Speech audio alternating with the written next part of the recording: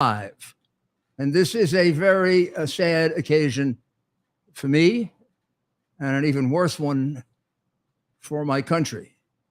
And instead of paraphrasing it or using some other description of it, I think we owe it to the former president to use his own words in describing this breaking news, which I believe was put out just a short while ago on his social media platform, Truth. This is the text that appeared on Truth from President Donald Trump. Oh, and by the way, a president is always referred to as president until the day he dies. Not former president and not Mr. Trump. It's President Trump, as it's President Obama. I'll read the president's words. The corrupt Biden administration, and I think you see it on the screen there, the corrupt Biden administration has informed my attorneys that I've been indicted, seemingly over the boxes hoax, even though Joe Biden has 1,850 boxes at the University of Delaware, additional boxes in Chinatown, D.C., with even more boxes at the University of Pennsylvania, and documents strewn all over his garage where he parks his, and I may add his son's, the one who was in business with the Chinese spy chief, Corvette, and which is secured by only a garage door that is paper thin and open much of the time. Page 2. I've been summoned to appear at the federal courthouse in Miami on Tuesday at 3 p.m. I thought it possible that such a thing could happen to a former president of the United States. Imagine he wanted to say impossible. Oh, I never thought it possible. I see. I never thought it possible that such a thing could happen to a former president of the United States, who received far more votes than any sitting president in the history of our country and is currently leading by far all candidates, both Democrat and Republican, in polls of the 2024 presidential election. And in capital letters, I think you see, I am an innocent man. Nothing could be further from the truth, nothing could be more true than this and further from what America is all about. This is indeed a dark day in the United States of America. We as a country in serious and rapid decline. But together, we will make America great again. I don't care who you are or what your political affiliation or feelings are about Republicans, Democrats, liberals, conservatives, Trump, Biden, or anyone else. Unless you hate this country and don't understand it, and don't understand the Constitution of this country, this is a day that's one of the worst in the history of the United States. This is an indictment over a dispute about documents. There is absolutely no proof that these documents were compromised in any serious way. There are allegations that they weren't handed back in time. There are allegations that they weren't described properly. That might be described as hiding them, or I don't know how they are described. Whatever was done with these documents, there's no suggestion they fell into the hands of our enemies or even had any possibility of that happening. Nor do we know what these documents contain. Is there anything serious in here? And even if there was, there's no indication there was any harm done, other than some technical possible violation of rules that really are very, very flexible up until now. The law he was operating under, the Presidential Records Act, contains no criminal penalty.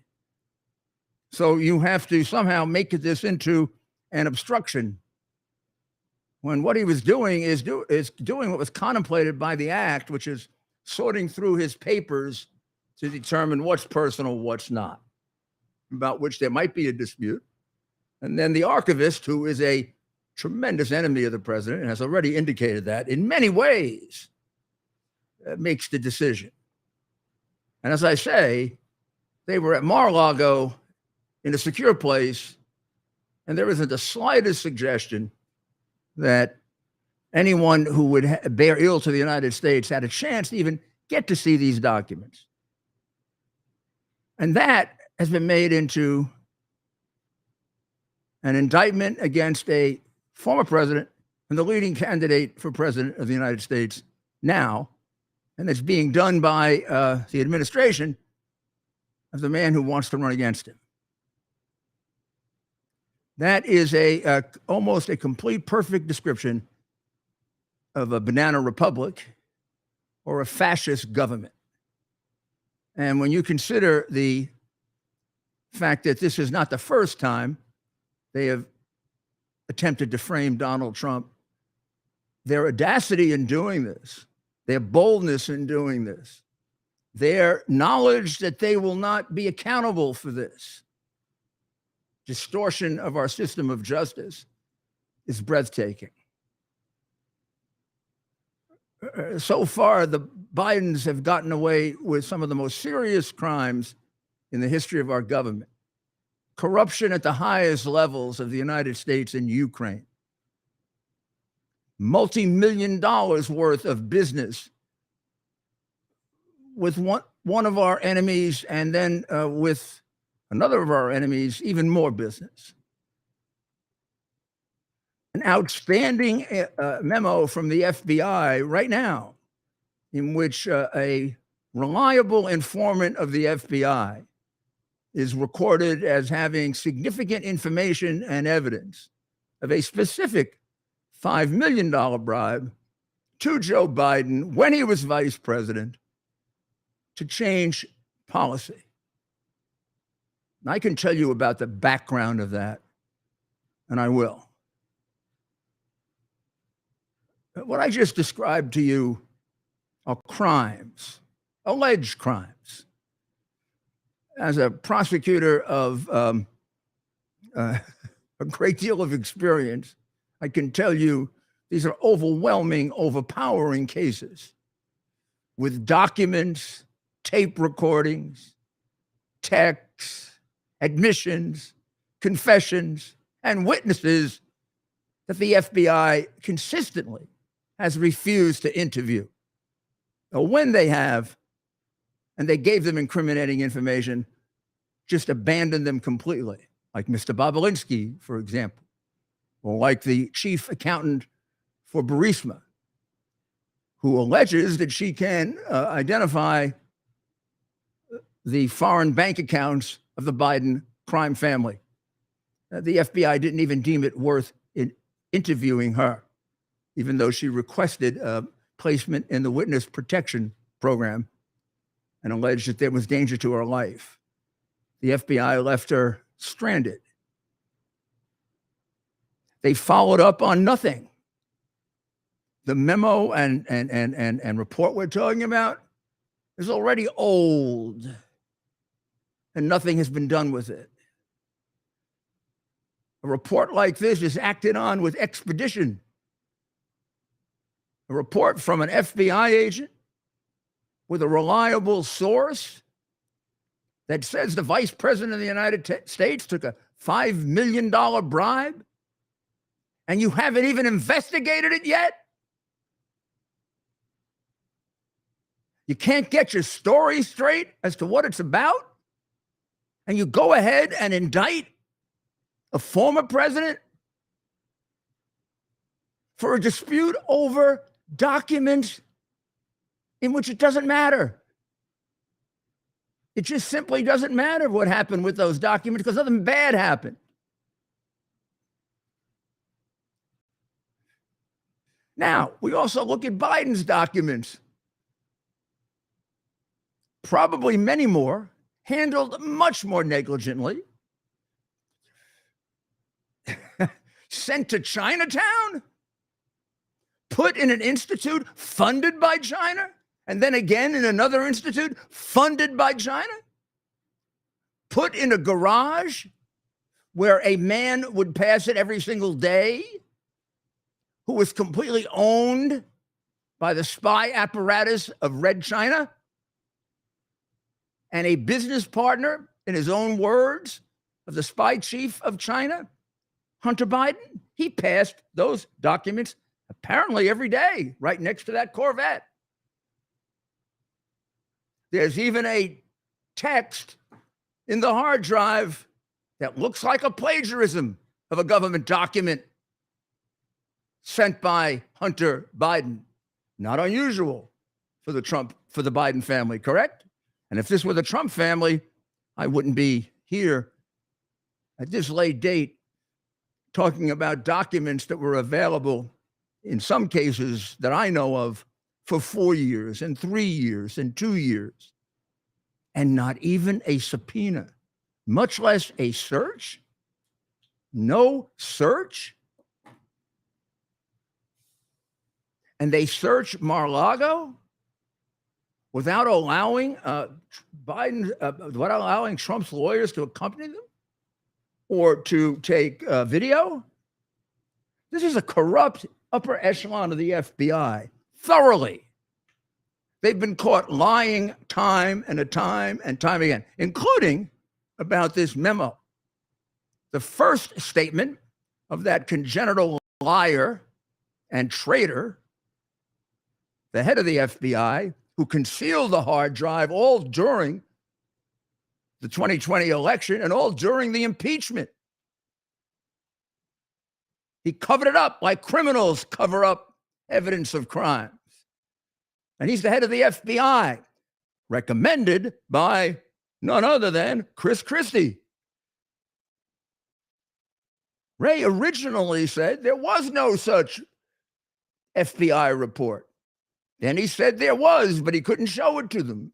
People might die. They didn't seem to give a damn that the chief accountant for Burisma might die if they didn't interview her, because if they interviewed her, she said that she'd be able to give them offshore bank accounts where the Bidens got millions more that we don't know about. Every time there's something to do with the Bidens, it's given to another prosecutor. It's ignored. It's not followed up. They do the requisite single interview if they have to, because the person's there, like Bob Belinsky, and then for 2.5 years, they never call him back. And then they have the audacity to indict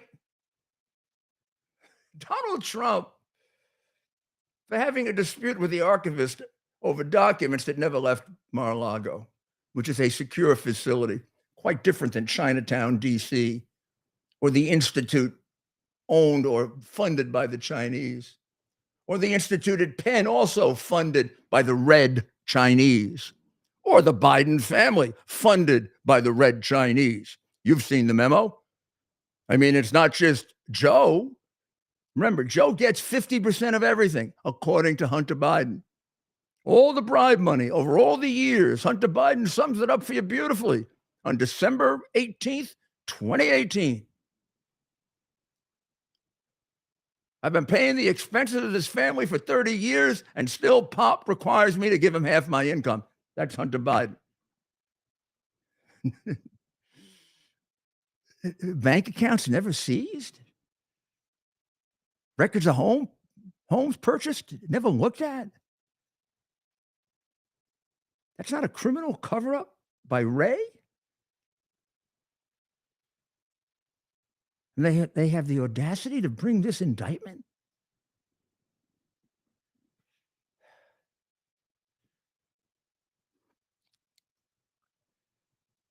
I've been living with this since 2017, when I first found out about Biden's hair-raising corruption.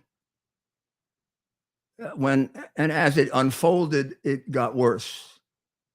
First, it was a few million, then a lot more millions, then more. Well before the hard drive, I had evidence and cases against Biden that were overpowering. that I could have prosecuted so easily as a United States attorney who crushed the mafia, the Teamsters Union connection to Las Vegas and the mafia, prosecuted some of the worst criminals of the latter part of the 20th century, initiated the use of the racketeering statute, not only against the mafia, but against corrupt white-collar criminals, and also the civil use of the racketeering statute to seize businesses controlled by criminal families, like could be done with the Bidens. That money could be taken back for the United States, because basically the Biden family had one commodity that made them incredible multimillionaires. They had a commodity. It was Joe Biden's public office, and they sold it cheaply at first, like little grifters, and then trying to match the Clintons as international criminals. They may have exceeded them. 31 million Red China is an awful lot of money, and that is just the beginning. Now, let me tell you about this document, the FBI document, which has shown up out of the blue. An FBI report from an FBI agent reciting information from a very, very vetted informant. What does that mean, a vetted informant, a reliable informant? What it means is that the FBI has used this informant in other cases in which what he has told them has proven to be true. For example, that is something that could not have been said, let's say, about Michael Cohen, whose information has never been proven to be true. Ever. And the Southern District of New York threw him out. An unreliable witness. He would not be someone you would rely on. Yet the district attorney, Democrat, Soros appointee, and corrupt as all hell because he lets criminals out to menace you and create the criminal problems in New York, relied on him. He was his star witness. One of his assistant district attorneys spent hours with Michael Cohen, who has no indicia of reliability. This witness has been proven reliable in numerous cases.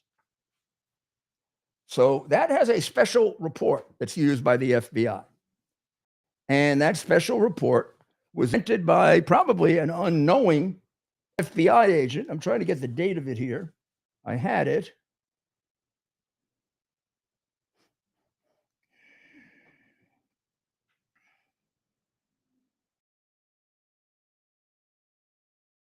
It seems to me that this was in September or October of 2020 when they found this document. But it referred back to a bribery claim to have been in 2017, and either 2017 or 2020, or at least that's when it was first made. But the bribe goes back to the 2014 to 2019 period when Biden was working for the highly corrupt firm Burisma, the firm that Joe Biden got paid a bribe in order to get them released from any jeopardy by the corrupt Ukrainian government. So this confidential informant, whose name is very carefully protected, is described as a longtime FBI source who has proven reliable in multiple situations. And he said that this was a $5 million bribe. It would be made through shell accounts and multiple banks. Now, we know they have multiple banks and shell accounts. This is the reason you have them, by the way, to do this kind of bribery. So, in order to discredit this, Jamie Raskin, who I don't think I've ever personally seen him tell the truth, came out and said this was information that was given to the FBI by Rudy Giuliani. Okay, let me tell you what happened without revealing any sensitive details about that would prejudice the informant or the methods or anything else. In January of 2020, I visited with the U.S. Attorney in Pittsburgh and the FBI in Pittsburgh, along with my attorney, Robert Costello. I brought with me a long outline of Joe Biden's crimes developed by the investigation I had done to prepare for a possible impeachment and to show that the collusion that the Democrats were falsely attributing to Donald Trump with Russia didn't take place in Russia, didn't happen with Russia, did happen with Ukraine. It involved the other party, and that a great deal of the information that was falsely placed before the American public, knowingly by the Democrats, was developed in Ukraine. In the course of that investigation, I was told straight out, didn't I know about the big bribery scheme that Joe Biden was involved in? I was told that by high officials of the Ukrainian government.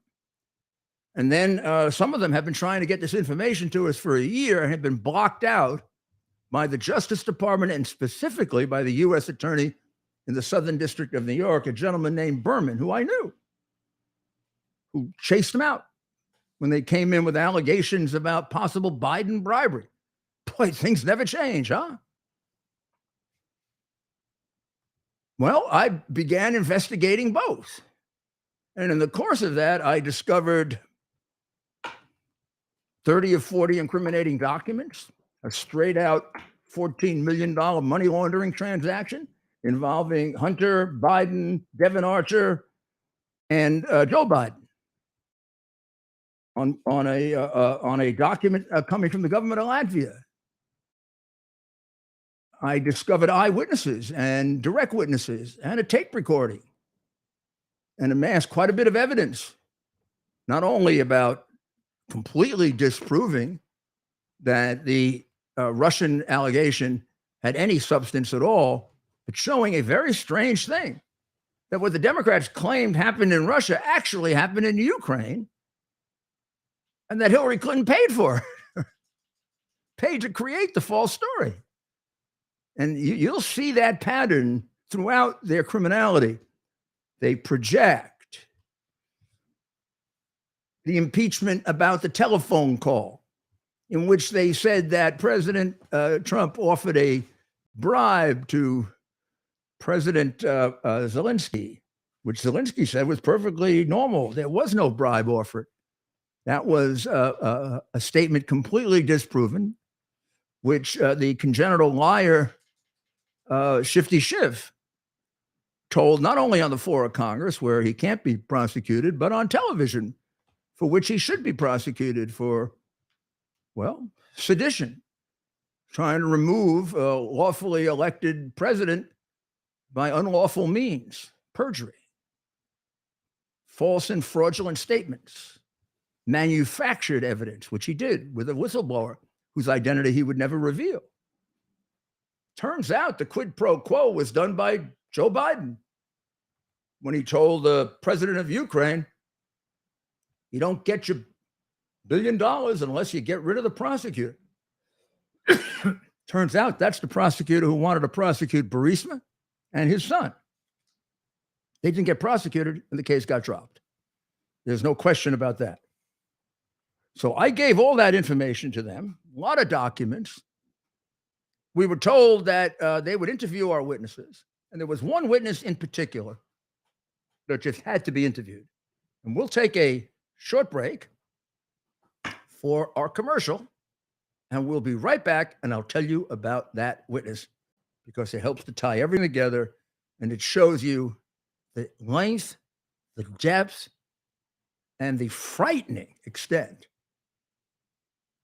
of the Biden secret police. Ooh, get me a little nap.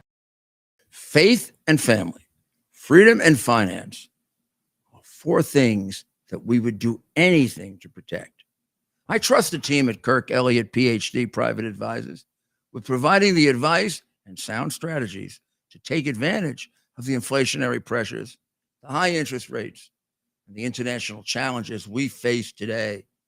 The Kirk Elliott team, with over 29 years of experience, shares our values and believes in people over profit. They can help you protect your finances from the big government policies that are out of our control. So what's in our control? The decision to act or not to act is within our control. I encourage you to act. Call Kirk Elliott, PhD, Private Advisors today. Start working with a team that will help you protect your retirement assets with gold and silver while sharing your desire to protect your faith, family, and freedom. Call them today, 720-605-3900. That's 720-605-3900, and tell them Rudy sent you. Or simply fill out a request for a free consultation at kirkelliottphd.com/Rudy. And lo and behold, after months and months and months, they had never contacted her. Never. And we never knew what happened to the case. Now, recently, Raskin said that this case was closed. And William Barr said that the case wasn't closed without telling us. The case was switched to Delaware, taken from the U.S. attorney in Pittsburgh. Maybe he was too enthusiastic about going forward with the case. But Barr claims, that they're lying and that he didn't close the case. He gave it to the other U.S. attorney to continue with the other investigations. Well, that's ridiculous. It's quite obvious that the Biden people wanted to close the case, and Barr slow walked it, just like he slow walked Durham, so that none of this would come out before the election. And we would get, thanks to Bill Barr hiding also the hard drive, our most corrupt president in history. I don't know how he justifies that, or how he justifies not interviewing this woman. Maybe she's lying. You only find out if she's lying by interviewing her. You can't find out she's lying by looking at the piece of paper and saying she says she knows about the offshore accounts of Joe Biden. We can corroborate the fact that she was the chief accountant, and she was married to the former owner. So we can say for her that she's in a position to know if these things are true. She could still be lying. Let's interview her. Gee, it's pretty easy to figure out if she's lying, right? You're not going to get, this is going to really perplex even the densest of FBI agents, right? She's going to give them numbers. Numbers are either going to be the bank account or not. Maybe a little too dangerous to interview her. I do remember in that communication, there was a very definite statement that she had the offshore bank accounts of a number of corrupt political figures. Now, not all in America. Zlochevsky had a habit of bribing in all the countries where he did business. Executed one in the UK. He also paid off a Polish official. But there was a suggestion that there were other American officials involved. And when we left it with the FBI and Barr was in charge, I thought, my goodness, this will be handled correctly. And this was still January of 2020, a long time before the election. Long time before the election. Plenty of time to investigate it. Biden wasn't even the nominee of the party. Don't think he had even officially announced at this point. So you couldn't say, gee, it was too close to the election. I mean, if that's the case, well, then this is too close to the election to indict Trump.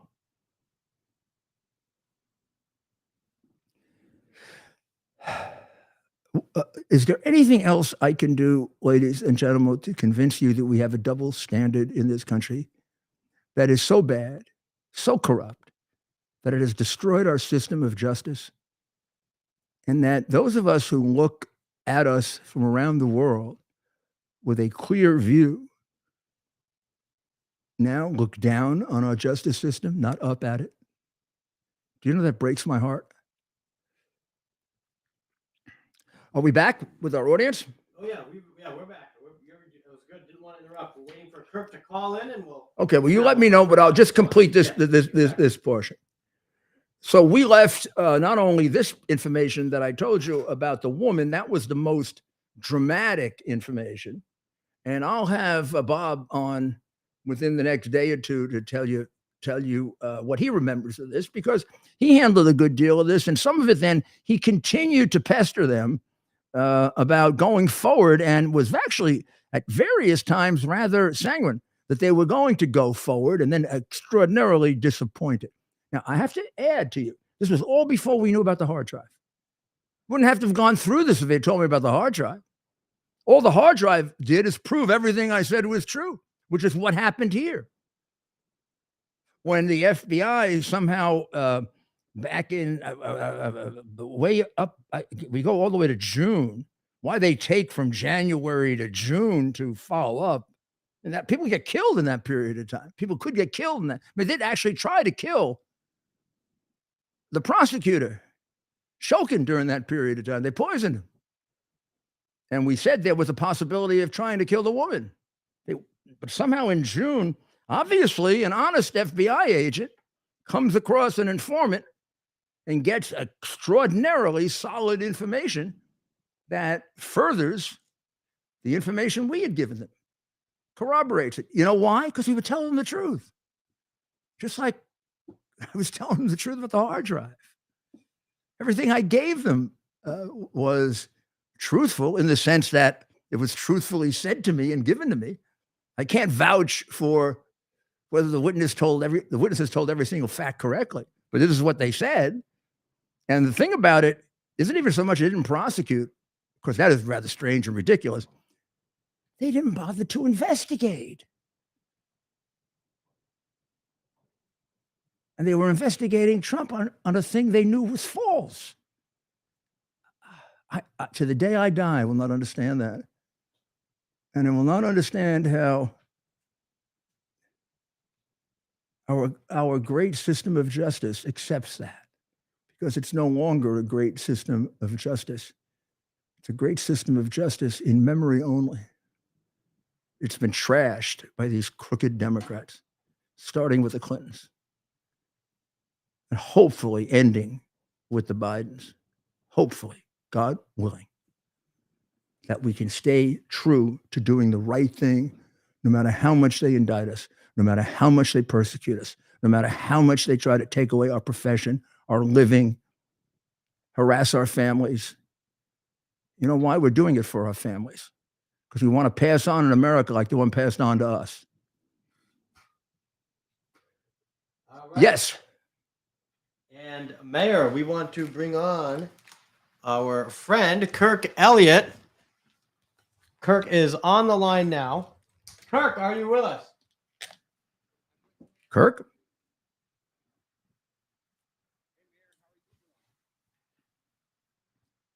Hello, Kirk. Hey, how are you? I'm fine. And I think, Ted, you should put down my earphones. Yeah. Okay. Or put down the mic, or put up the microphone and put up the earphones. Okay. Both. Can you hear? Nope. Okay. Did you hear at any point? Hello? Go ahead. Hello. Yes, now I can hear you, Kirk. Awesome. Sounds good. So how Well, are you? how are you doing? Well, I am doing well. I don't think we've ever been busier, Mayor. It's been wild with, the debt ceiling, political theater that we talked about last week happening. And then over the weekend here, it starts to get squirrely in this global economy, because you and I for a while now.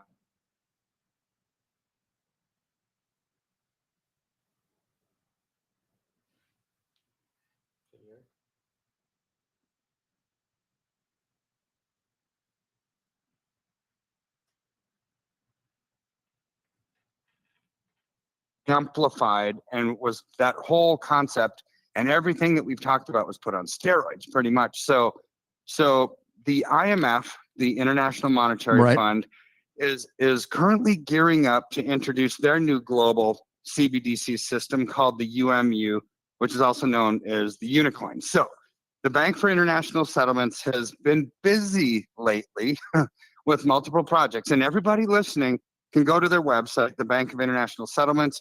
You can go to the International Monetary Fund and just verify and validate and look at the stuff that I'm telling you about right now, because what they want to do is they're working on multiple projects to centralize all international banks and central banks into a single umbrella network. This is exactly what that you were allows talking for- about. Yeah, and it allows for quick cross-border transactions using digital currency. See, this is the carrot that they're dangling out there. They're saying, we want to make financial transactions fast, and we want to make them easy. All and sounds great. make Sounds your life great, more Kurt. convenient. Gosh, I right? want to do this. Yeah. This sounds great. This sounds great. Yeah, doesn't it? Doesn't it though? But here's what that means. They want a cashless society, right? So one concept they're working on at the Bank of International Settlements Thanks is for called joining Project Icebreaker. So Project Icebreaker deals specifically with creating a SWIFT-like bottleneck system. So SWIFT is the messaging system that allows Right. banks all over the world to wire back and forth, right? So without wiring, banks don't exist. So what they want to do there with that is allow global banks to regulate and eventually homogenize or make into one all currencies into a single one world exchange model that would give them the power to cut out any nation or company or individual that does not meet their ideological approval. That sounds like what we've been talking about with your digital social profile, basically not measuring up to the World Economic Forum standards. See, this language is so similar, going from international organization to international organization, that you can tell that there's collusion on this. Now, if that weren't bad enough, there's one more project that they're working on called Project Aurora. And if you go to the Bank of International Settlements website, front and center, there's a video that says Project Aurora. I mean, you can just look at it. And that's more disturbing than Icebreaker, because the implications of that, it's designed using machine learning or artificial intelligence, which we've been hearing all about lately, as a tool to monitor basically vast inflows of financial transactions. So what they want to do is basically in real time take your financial information, everybody that's listening to the show's transactions, my transactions, at every single bank in every single country all over the world. So they want to gather all information in real time. But here's the creepy part about it. And you're an attorney, you know all about freedom and individual rights and property rights. Banks will have to give up your financial freedom and privacy to give them that kind of information so they can monitor every transaction in real time. So this is all playing out right underneath our nose. And this will give them the ability to reach into the account anytime they want and put a hold on it, take money out of it, say we owe them taxes, say we owe them a fine, whatever, or say we're using it to sponsor disinformation, right? Right. So, I mean, if your ideology doesn't match up like what it said on Project Icebreaker, that's what gives them the authority to do so. So they've got different laws, different regulations, but they all tie together, right? They all have a common cord that ties them together. So what if you're giving to a political party, right? What if they don't like the candidate that you're donating to? It's like, okay, no more buying or selling for you. We're not going to allow any transactions. So here's where it's beginning so egregious that now there's solutions are starting to come up. And this is what I'm so excited about, because already you have multiple states that have already passed legislation using gold as recognized legal tender, like Utah, Wyoming, Oklahoma. Texas has state legislation that basically they're trying to get a state chartered central bank backed by gold. So see, they're starting to see it now, but Arkansas just last week said that you could use gold for legal tender. And just yesterday morning, DeSantis in Florida basically passed a law that said, in Florida, we are not going to allow central bank digital currency in our state. I was like, whoa. So here's where, as That's this great. juggernaut, as this juggernaut comes down the hill, tries to mow everybody over, strip away our freedoms, you're starting to see a groundswell of grassroots support in different areas because as I've said from the jump, there's going to be different options, different economic systems are going to parallel central bank digital currency. And one of those is obviously gold and silver, as states are wanting to use it as legal tender, back up their currency with it. And we should follow suit, right? We should look at that and say, yeah, if states are doing it as an option out of this evil system of complete command and control, fascist control over your bank accounts, then maybe we should look at that too. Darn right. Well, now give them the information to get in touch with you so people can discuss how their individual situation fits into this. So you can it's simple. You just give us a call at 720-605-3900 and just say Rudy sent you. Or you can go to our website and just fill out a quick little form, takes like 35 seconds, to set up a free consultation with us. And that's kirkelliottphd.com/Rudy. And That's then two L's and get you two all T's. set up. Correct. Two L's Yes, and sir. two T's, L's ladies and two gentlemen. Ts. And we got it up on the We've screen got it as right well. up on the board there, Kirk, so people can see it. And I Perfect. urge them to go forward with this. And we'll be back again next week, and we'll have more time to go into more detail about this. But I'm glad you're busy, and I really urge people to call. It's a free phone call. They lose nothing by making the call. They're going to gain a great deal of information, and then they can make a decision what they want to do. But I mean, the phone call is like a no-brainer. You should make it. So go ahead, make the call as soon as we finish tonight. And thanks, Kirk. God bless you for what you're doing for our country. God bless. Thank you. Thank you, sir. Bye-bye. Now that was very informative, wasn't it? I tried to get it on Getter, so you could hear that. Give them the information again for Getter. The way to do it online is Kirk Elliott. That's 2 L's, 2 T's, phd.com. Is it /Rudy or Rudy. //Rudy? And then the phone number is up on the board. Do That's they have right. it on Getter too? 720-605-3900. That's 720-605-3900.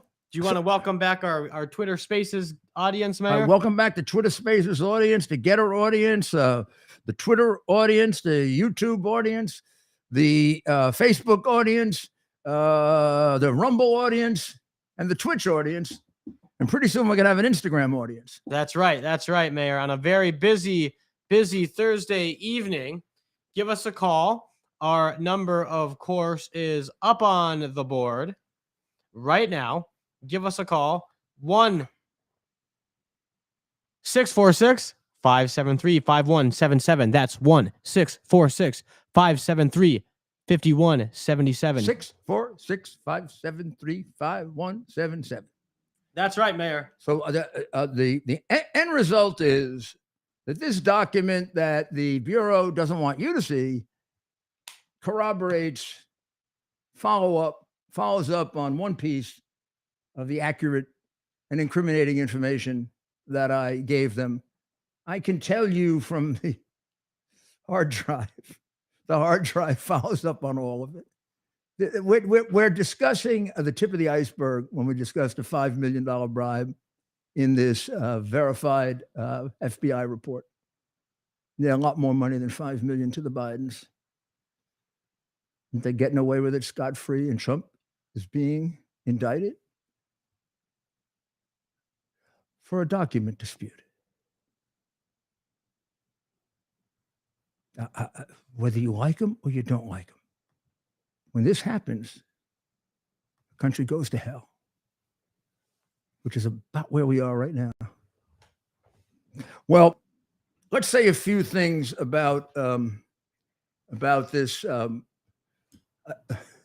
attack from Canada. Now, why do I say it's an attack from Canada? I say it's an attack from Canada because Canada doesn't do a damn thing to prune its trees or its forests. Way back in 2016, an official of the Canadian government, I think he quit because the Canadian government pruned the forest only 12 times. I mean, we do it hundreds and hundreds and hundreds of times. You know what that means? Cutting down too many trees and cleaning out the underbrush, which is overwhelming in Canada. It is much worse than in the United States. Much worse. This would forget climate change. Well, something started the fire. It wasn't climate change that started the fire. And whether there's climate change or not, this fire was going to be totally out of control because there was too much. The forest was cluttered with massive amounts of trees that hadn't been cut down in years, and with other brush and other things that had fallen for years and hadn't been cleaned out. Forest management requires cleaning it out on a regular basis. Canada doesn't do it. Thank you, Canada. Thank you, possible son of Fidel Castro, Trudeau, you silly little ass. Silly communist ass. You look like a jerk. You act like a jerk. And you are a jerk. And now people here in America are getting sick because you don't clean your forest. What the hell is wrong with you? People of Canada are wonderful people. How do they find you? Right below the garbage in the forest? Did Castro leave you there? You sure look like him, babes. Although there is a difference. Castro was smart. You sound like a massive jerk. Boy, I bet you and Biden understand each other. I bet you operate on about the same intellectual level. Well, until he went, bonkers. Wow. Yeah, look at him. Wow. Do we have a picture of him up against Castro? I don't know if that's true. There's a big rumor that he's Castro's illegitimate kid. I don't know if that's true. But I want you to listen to a very courageous man and friend of mine who's on WABC. By the way, John Catsimatidis, who is the president and CEO of WABC Radio, which is the fastest growing radio station in America, one that values free speech. It allows me to be on there every day. It allows Greg Kelly to be on there every day, whose show I'm going to be on as soon as I finish with all this. I'll be on Newsmax with Greg. Right. That's right, man. Right? Is that right? Am I right about that? I have the right night? You have the right night. So, and I was on his show today. I closed his show today. And I had John on my show today, and John announced that he may or he's going to try to buy CNN. We'll change the name of it from Communist News Network to, we can't say Columbia News Network. That used to be CBS. We should come up with a patriotic name for it. You guys can work on it, okay? But I mean, CNN, like the Democrat Party, should change its name. The Democrat Party should change its name because it's the single most critical institution to the maintenance of slavery in the United States. And since people who were involved with slavery are getting statues torn down and names taken away, I don't know how I have no idea how these characters can keep the name of the Democrat Party. And with all good conscience, well, they don't have good conscience. They have no conscience, right? Right. Let's see if I can find my friend Curtis here. There he is. Listen.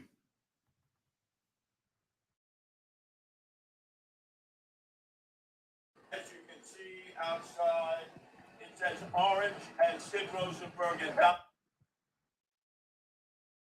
Curtis, don't get cut off. This is Curtis Slewer, head of the Guardian Angels, host on WABC, former candidate for mayor of New York, who should have won. We wouldn't be in the trouble we're in, who said this yesterday on, I guess, WABC. I'm pretty As sure. you can see outside, it says orange as Sid Rosenberg and Donald Trump are when they come out of a tanning bed salon.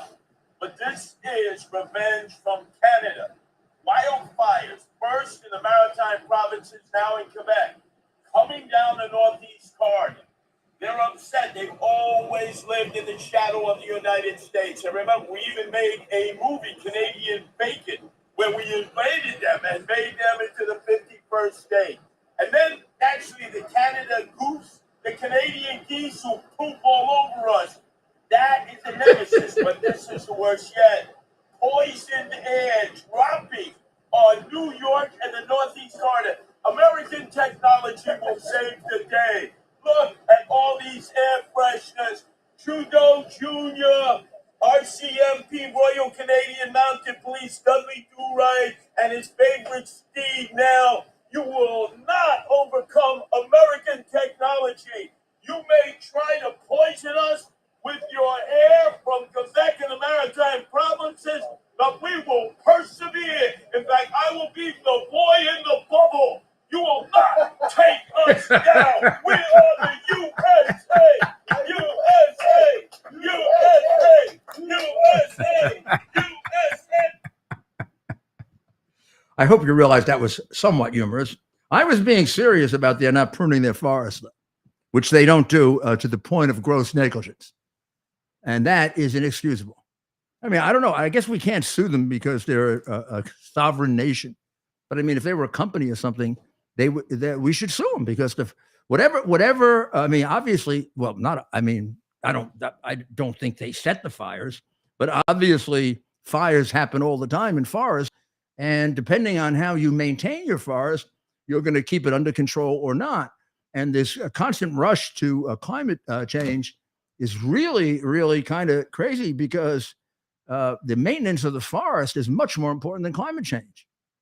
Do you know that the forest fires in California contribute more CO, is the second biggest contributor of CO2, going up to wherever that is that, destroys us, or we're going to not be around a year from now or whatever it is? Look, start thinking logically. This isn't a religion. It is for the cultists. This is all about assessing what's really going on and then taking practical steps to minimize the damage that can be done. Nature does wonderful things and nature can do tremendous damage. And the art of human beings becoming more and more progressive in the right sense has been adapting itself to the changes that go on in nature. So when we have more rain, we build more shelter. When we have tremendous amount more water, we build more dams. When we have more ice, we create more heat. Hello? And when we have too much warmth, we end up with air conditioning. So places like Dubai and Israel and can emerge from the desert as great nations or countries or cities or whatever. But we don't go into a ridiculous panic and become a latter-day cult, which is what they've all become now, with crazy-eyed John Kerry leading the pack. Well, Mayor, we're going to take a call now. We're going to just 2 seconds here. Of course, thanks everyone for joining us on a very busy evening. A lot happening. And we're going to go to Sherry in California. Sherry, are you there? Sherry, can you hear us? Yes, I can hear you. So what you want to talk about, Sherry?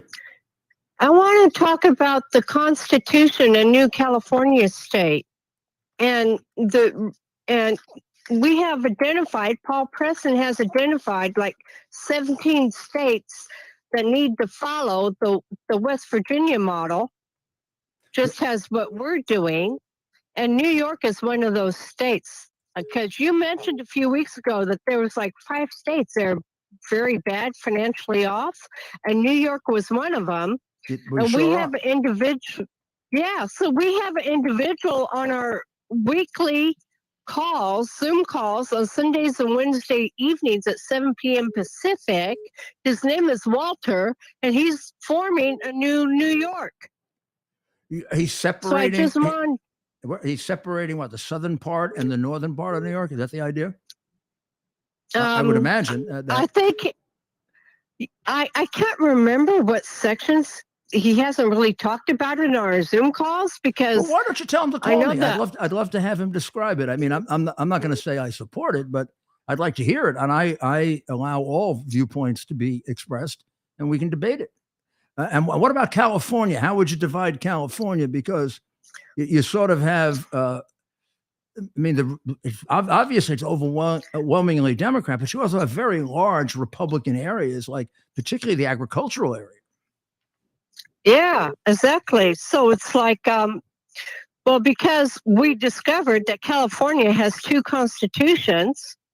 It does? And so, yes, it does. And that's what, well, this is how every state is affected by this, because when the Act of 1871 was implemented, then it was like several years after that, after Washington, D.C. became incorporated.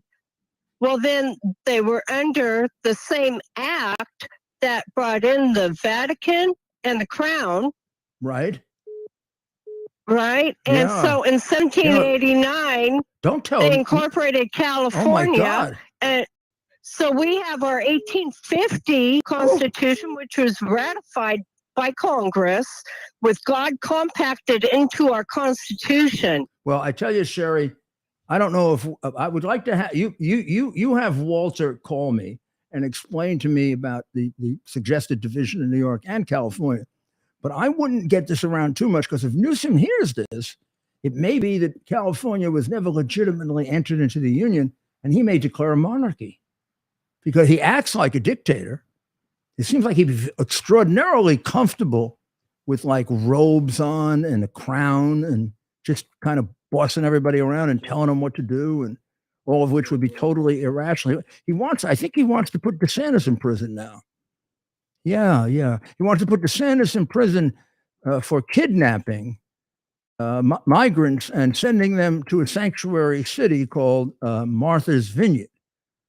And it just happened to be that the Martha's Vineyard sanctuary city was a hypocritical sanctuary city, and they got rid of the people that they thought were below them, and within 38 or 46 hours, and threw them out. But how would DeSantis know that? They had been advertising themselves as a sanctuary city. And of course, New York was advertising itself as a sanctuary city. And there was no difficulty getting people who wanted to go to New York or want to go to California, because they get a lot more goodies and freebies and there. And now the mayors announce it. The mayor of New York made a very big point about how New York City would be the best city for illegal migrants. And now he's shocked that he's got 80,000 of them. And he's claiming nobody forced him to go there. Now, you know what he wants to do? He wants to force them and put them in other counties in New York. He wants to take them, put them on a bus or a plane, and send them to, 300 miles away to some county in the middle of New York. Who doesn't want them? They're not a sanctuary city.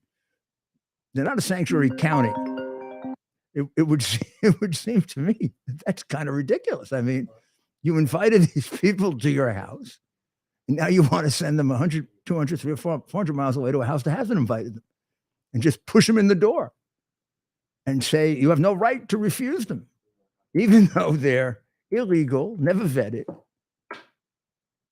by the Mexican cartels, by the way, have a disproportionate compared to former groups of illegal migrants, disproportionate number of people who are doing the bidding of the cartels, the MS-13 people, substantial number of fentanyl people. That's why we have record overdoses thanks to Joe Biden and the open border. I mean, he's just basically killing America, killing Americans for the benefit of China. China's making billions off fentanyl. It's another way in which they're getting returns on the bribes they paid Biden, which the corrupt attorney general, corrupt head of the FBI, corrupt state police seem to do nothing about, except try to figure out how to prosecute Trump for things that aren't crimes. Mayor, I actually thought they were going to blame the on Trump. this stuff coming down on Trump. Sure, Yeah, I'm sure some of them have. Trump must have gone up there and Oh, they have somewhere. I'm sure there'll be a nice long editorial in the Times. I'm telling you, Times working on. They got 45 reporters working on. Oh yeah, Trump really set the fires. how Trump and Trumpism is the real reason for the orange haze in New York. Yeah, 10 reasons. They're going to go take my iCloud account again to see if I had something to do with. When's the last time you've been in Canada, Giuliani? Yeah, that's right. Well, let's take one more call, Mayor. Let's squeeze it in before we have to hop off for Newsmax. And again, before we get to Dennis, tune in tonight. Greg Kelly on Newsmax. The mayor will be on there to cover all the big news. Now let's go to Dennis in Jasper, Indiana. Dennis, you're on with the mayor. Thank you. Hi, Dennis. Hi, Mr. Mayor. I love you. You're the first person I ever voted for. I wanted to tell you that when you ran against Dinkins the first time. Well, thank you. That was when I was 18. I voted for you. I've been following you ever since. I'm very, very proud to hear that. Thank you, sir. That's very, very nice. I wanted to express my disgust with the legal system, just like you said before. And I fear that the judiciary is compromised too, that nobody would hear any of these election cases when you could prove that they had to, basically, because you had these witness affidavits and whatnot. I feel like this is the entire system's been taken down and corrupted, and they'll do anything not to allow Donald Trump back into office again. Well, I think, their actions have proven over and over again that they will do anything to stop him from being in office. And when one thing fails, they come up with another one. And another fraudulent, dishonest scheme to take him down, which they're able to do because they have the corrupt press and media that supports them, and then doesn't point out all the crimes they're getting away with. I mean, these people are becoming, billionaires, maybe. I mean, the Bidens were taking millions. The one bribe, which is, I tell you, the tip of the iceberg, is $5 million. China is at least 31 million. And then they use the Alinsky tactic, the Saul Alinsky book, which is the Bible, basically, and they point a finger at the other person and accuse them of what they did. And they do it all the time. Well, that's a Clinton, Obama, Biden tactic. And Saul Alinsky was a mentor to both Biden and to Hillary Clinton, and he was a straight out and out traitor, a communist. Right, and he was Obama's mentor too. Obama and Hillary. Biden wouldn't have done any good because he wouldn't have remembered. remember, he failed out of the third grade. So what are you you're talking about a minuscule brain before it went batty. Yeah, it's just not believable that this person could have won. I mean, when you know the intellect, I know they've poisoned Trump to a lot of people with their fake news, but you know how smart he is. There's no way. I know my friend. I will tell you, I know him for years, and he is without any doubt one of the dumbest human beings I've ever dealt with. Yep. Well, Dennis, before we let you go, how'd you end up in Indiana? So you were in New York City for your first election when you were 18 with soon to be Mayor Giuliani. How'd you end up in Indiana? Well, I married my beautiful wife from Kentucky in 2005. I decided to leave New York instead of her coming up to New York because it was already going downhill. And we moved to be in the country in Indiana. Well, you would have done it now if you hadn't done it then. So my goodness, they're leaving New York in droves. Gosh, I was talking to a talking to a guy in the moving business. I usually talk to Big John, who's my good friend in the moving business, but he's so busy I can't even get him on the phone anymore. But I was talking to another guy in the moving business. He's out of New York, but he has to fill in for his friends, and he's got to send trucks up here to help his friends in New York. I mean, people are leaving here and New Jersey. It's a contest. It's a contest. Which is worse, New York or New Jersey? We both have totally terrible governors. We just have to hope they don't come to the red states and start voting for the Democrats. That's something that happens. You might in Indiana, you might end up with Governor Pete Buttigieg. You're right. Yeah, that's true. Who is he? Pete? He is one of the world's foremost experts on transportation infrastructure. That's how he landed this job with the Department of. We saw him in New Palestine. Yeah, little guy, just a little guy. The mayor kept waiting. So true story. The mayor and I mayor kept him waiting because the guy took 10 days to show up. A couple months ago, we're in East Palestine. We have a meeting with Mayor Trent Conaway of East Palestine. He's meeting with Mayor Giuliani, and one of staff members, someone comes up and says, Mayor Conaway, the transportation secretary, Pete Buttigieg, is out here in the hallway waiting for you. He'd like to meet with you. And the mayor says, no. I'm paraphrasing now, but in effect, he says, no. I'm here listening to Mayor Giuliani and everything he has to say. Mayor Pete can wait until I'm done. And I was there, ladies and gentlemen. I can tell you for a fact, this wasn't a photo op. Mayor Giuliani sat there for, I think, over an hour, darn near an hour, and shared some real. Yeah, like real I've actually stuff. handled emergencies, Yeah. and There's a great Daily Mail story on this. little Petey, He was sitting in the hallway for 45 minutes, literally standing in the hallway. That's great. I think he had just come in from vacation. That is great. I mean, what a useless guy. But- He was a crappy mayor. Yeah, he was. And they gave him that job so he would back out of the race. I mean, you remember the setup in 2020. Obama called everyone and they all peeled off and left Joe as the most credible one to steal the election out of the field of the clown show that they had. Biden was the most believable because they were going to pretend somebody beat Trump. I remember when it happened. Do you, you think they knew he was demented and therefore they really had, because he has dementia now. And He does. I think he had it before. I go back to a podcast I did August of 2020 with two very reputable doctors, and they both diagnosed him with dementia. One basically saying it was starting, and the other saying it was midway and moving quickly. Wow. Now, if you get a doctor to talk to you honestly, they will tell you it's one of those things where don't be surprised if he wakes up one morning and there's nothing there. That's what happens with this disease. Thank you for calling tonight, Dennis. Please call in again real soon. I definitely will. Thank you for having me and keep up the good fight. Thank you, Dennis. Thank you. They use medicines to revive him. We don't know what medicines they use. And of course, there's a lot of debate among doctors on all of this. The medicines have a short-term benefit, some of them quite impactful for short periods, which is why you'll see him at times. And I'm gotten used to really taking a good look at him after going through it with the doctors and then keeping up with it, and also with Dr. Maria.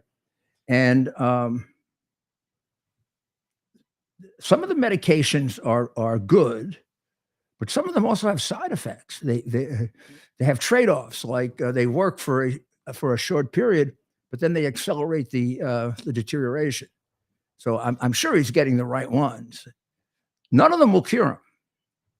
None of them. All are momentary or more than momentary fixes. A couple hour fixes, but the general deterioration of the brain just continues. And as I understand it, at least the brain cells involved here can't regenerate themselves. So once they're gone, they're gone. And I mean, gosh, you can tell that he's worse off than he was a year and a half ago, 2 years ago. I mean, every time he turns around, it's like a drama. Which way is he going to go? I don't know why they don't help him more. Well, Mayor, we need to hop off. We're well into soccer time. We're about to do a an interview with Greg Kelly. And of course, everyone can then catch the interview during the 10 p.m. hour on Newsmax. I'll put the info on the screen. What are your closing thoughts? Another sad day for democracy. This is the saddest days so far. And for someone who, devoted a good deal of his life and put it at risk for the criminal justice system and the idea of justice and the ideal of justice in this country, and was so proud of it. My idealism on it has been destroyed over and over again over the last 3 years, including the absolutely unfair attempt to suspend me from the bar. And the thing I love to do the most is be a lawyer. And they took it away from me. Well, To see what they're trying to take it away from you. Well, they've taken it away for now and taken away millions of dollars in the process. But it's a very sad day to see my friend treated this way, because he is my friend who has personally been very good to my son and my family. It's even worse, though, to see what's happened to our country. I know we can recover. And I'm not saying that as a wishful thought. I'm saying that as someone who is a strong patriot, was taught to love this country from the day I was born, was never taught anything else but to love this country. Know its downfalls, know its history better than 99% of the people in this country. More than that, 99.9%. And I know the bad things we've done. And I know we're the only country that cures bad things. We are constantly striving to make a more perfect union, and our founders made us that way. And they built into it the processes to work if we have the courage and the morality to continue with it. And letting them take God out of this country is a disgrace that we didn't fight harder. Let's get our courage back.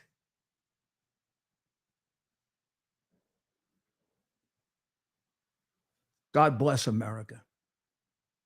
He will. But we have to do our part. We can't be afraid of them. The hell with them. They don't understand this country. They are trying to destroy it. There are some of them that are doing it deliberately. There are some of them that are going along because they love money so much and they become so damn corrupt. And there's some of them that have been brainwashed. But all of them are a tremendous danger to this great nation of ours and to your children and your children's children. So you stay with us. We can peacefully defeat them and save our country and way of life. God bless America.